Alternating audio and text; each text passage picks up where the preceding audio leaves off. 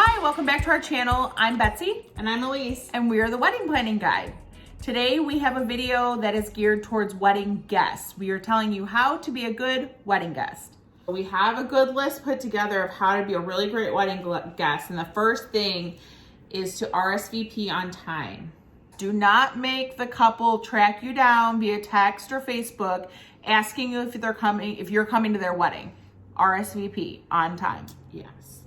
And keep in mind that if you're mailing back an RSVP, that it'll take potentially a couple days to get to them. So you want to get to them before their RSVP date. And if you're realizing you're mailing it on the RSVP date, go ahead and give them a text or an email letting them know that you're coming. On the wedding day, show up a little early, not right on time and not late preferably. Yes, you don't want to be the reason the bride hasn't walked down the aisle on time. There have been so many times where we have the bridal party ready to process down the aisle and then like 4 guests are trailing in and we have to stop everything. Don't be that guest. Yeah, or we realize that they're going to try to come through these doors at the ceremony no matter what, and it's going to be this loud noise and a bang, and we're trying to like run over and say, can you hold on a second? It started, and they're like completely oblivious to the fact that the wedding had already started. Don't ask for a +1. No, that is tacky and rude, and it really puts the person you're asking on the spot. If they wanted you to have a +1, if it was in their budget, they would have said it in the initial invitation. Don't ask. And that's generally how you communicate to people who's invited, is how the invitation is addressed. You should say list the names of everybody who's invited. And then on the RSVP, however they're doing that, should list how many people you can RSVP for. If you feel like it was ambiguous or unsure, you could clarify, but don't say, well, can I have one? If the answer was no. Yeah. And then don't then bring somebody who wasn't invited, even later in the night after dinner. This surprisingly happens more than you would think. There have been so many times where people will invite like a friend or a younger kid, like a teenage age kid to the wedding, but have them come like after dinner just for the dancing. It's rude. That's inappropriate. All right. This is one that drives me nuts as a planner. Don't try to find the bride before the ceremony just so you can say hi. Again, this happens so much more than you think. I would never even think to do this. So when I became a wedding planner and people did it, I'm like, why? Why? She's obviously hiding. She spent thousands of dollars on this dress. She got her hair done, her makeup done. Let her walk down her aisle and have her moment. Don't go ruin it. Even if you're related to her, unless like you're her mom or sister, which in case you're already walking down the aisle with her or getting ready with her, don't try not to do this. Even if it's to go say hi to the guys as well. A lot of times if it were in the last 10 minutes before a ceremony, we're trying to get everybody together. We're trying to get things going. And you coming and being in the way isn't helping. Next one. Dress nice. It's a wedding. Again, they put a lot of money, thought, time into planning this event. Dress nice, dress for the occasion. And we were kind of discussing this before we got on here, but I would say still stay away from ivories and whites if you're a guest. More modern, they say you can wear white to a wedding. Use your discretion. You know the bride. Definitely not a full length dress. Yeah, no, don't like try to one up her or anything, but I think like maybe a white jumpsuit, or an ivory jacket. I think there are ways to do it. Okay. And then keep your phone away until cocktail hour. Yeah, so during the ceremony, don't have your phone out. Don't lean into the aisle trying to take pictures. Keep in mind, they paid thousands of dollars for a professional photographer. Don't get in the way of that photographer when, they're trying to take their professional shots down the aisle. And I personally hate the signs about unplugged ceremonies because I think it's ridiculous we have to have the sign. It should be a given. It should. Yeah. Well, this is one that drives us nuts too. As planners and as florists, people trying to cut through the aisle before the ceremony and knocking over decor. Yes. So like, I'm sure you've seen it before. They line the aisle with like pretty, flowers, candles. yeah. So, go ahead. Anything like that. And then people, instead of going around the outside, they see their friend and want to walk over. And so they just hop over things. But every single time we use glass pillar vases with candles, every single time we use them at a ceremony, at least one gets kicked over and broken. And sometimes it's before the ceremony even starts. So that's really, you don't want to be that person. Yeah, don't be that person. Drink in moderation. Again, don't be that person. Don't get sloppy. Know your limits. Mm-hmm. Again, they paid a ton of money for this wedding. Don't ruin it by being like that crazy drunk person who causes a scene. Yeah. And if there's any point where the bartender is slowing you down or trying to close the bar, I know we like to close the bar between cocktail hour and about halfway through dinner. And it really is to get people into the room. Don't be that person mad at the bartender because they had to close. Yeah.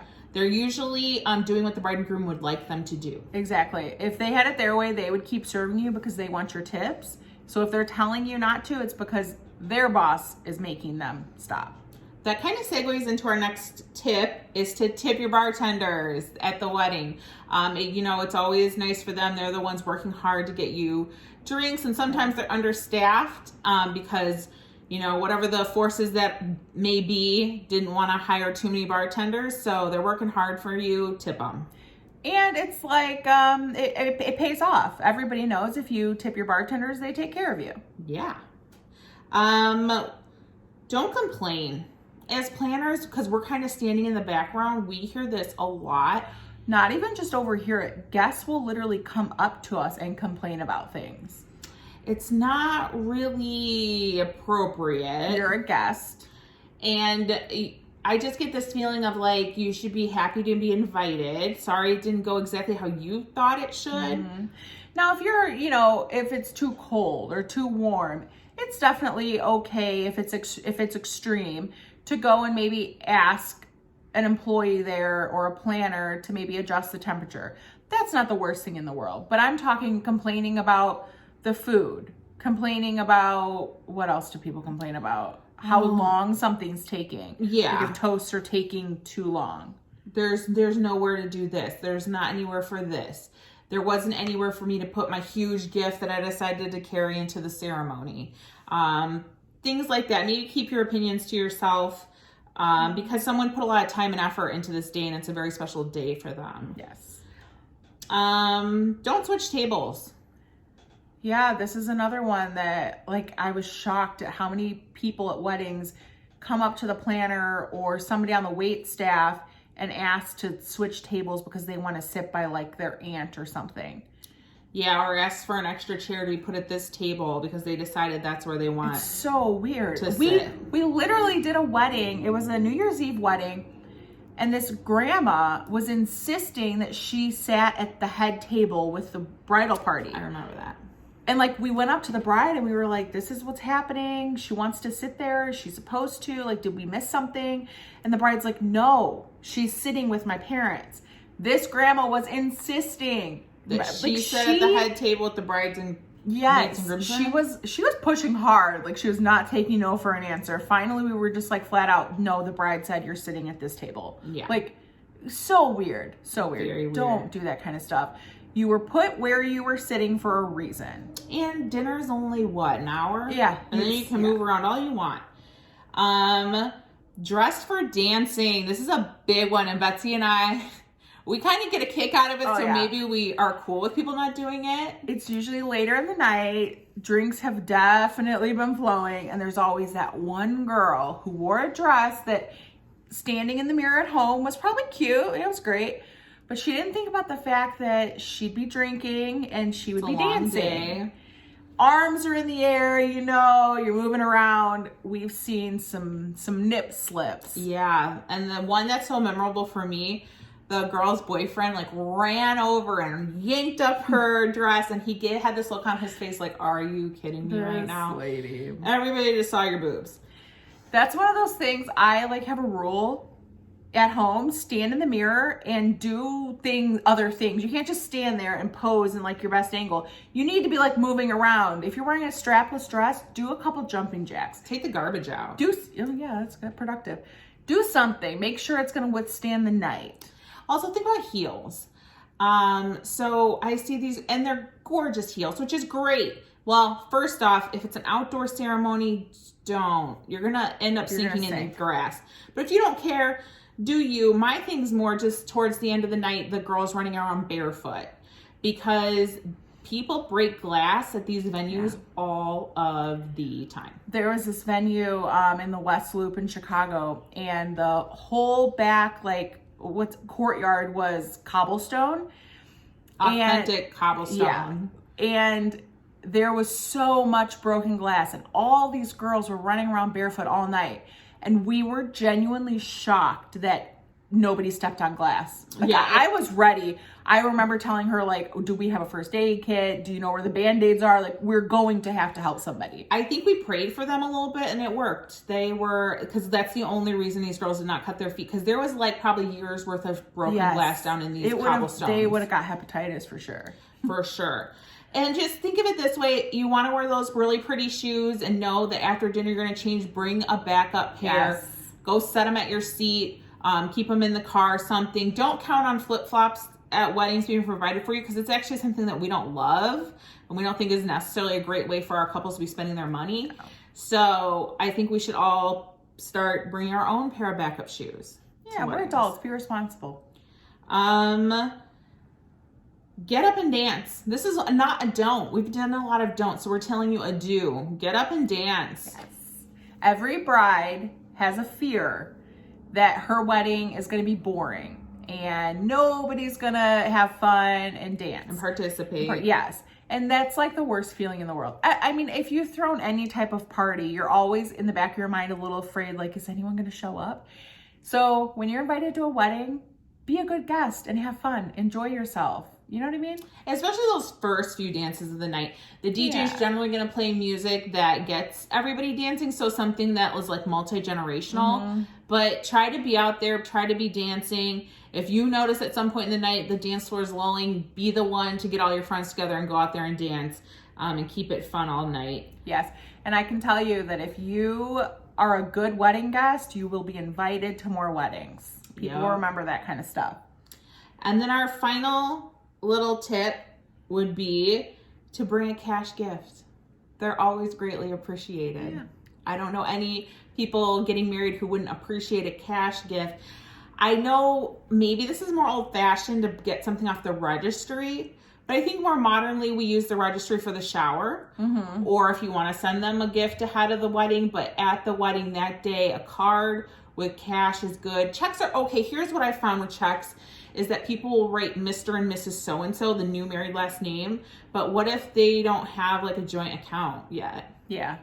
Or so I think that's kind of dated. I don't think a lot of people use checks anymore. I don't know. Hopefully. Cash. And as a rule of thumb, because we often get asked how much should I give as a gift? As a rule of thumb, you should pay for your meal. So how much would you say? I usually give $100. $100 per person, I would say. Yeah, per person, so for sure. Use two of you, $200. If it was a more very laid back, a very backyard barbecue buffet, you could get away with $50 a person. But I think it's just a good rule of thumb. And you might be thinking, well, I was invited to 5 weddings this year. Well, you're very popular, but also the couple invited you as a special guest. So if you can do the $100 a person, I think that's a nice gift. Yeah, definitely. I also think a question people probably think is, if you're in the bridal party, do you need to buy a gift? And I would say yes. I say yes. And one way to look at it is when it's time for you to get married, I always say act how you want to be treated. Mm-hmm. Did that come out right? Yeah, you should do what you would want them to do for you. And maybe your gift's a little less. You have spent a lot of money on a dress and traveling, and that's fine. It doesn't have to be that $100 per person kind of thing. Like, let's say 50 was in your budget. It's going to be greatly appreciated. Yeah, definitely. A little honeymoon fund, down payment for a house fund. I know there's a lot of couples who come to us and say, how do I ask for cash gifts? I don't think there's a good way to. So we're more going to spread the word to the guests that is what the bride and groom want. Yeah, 100%. So these are our tips for being a great wedding guest. Enjoy all the weddings that are coming up this year as we get back out there into the world. All right, well, we will bring you another video later this week. Let us know in the comments if there's something you're dying to know. Ask us all your questions about planning weddings, or even as a wedding guest, ask us questions. We love answering them. And we might, if we don't answer in the comments, we're always taking notes on what videos to make later. So your comments are seen and we're gonna make our content accordingly. Yes, definitely. And be sure to go in our description box and check out our TikTok and our Instagram. And we will see you in our next video. Bye.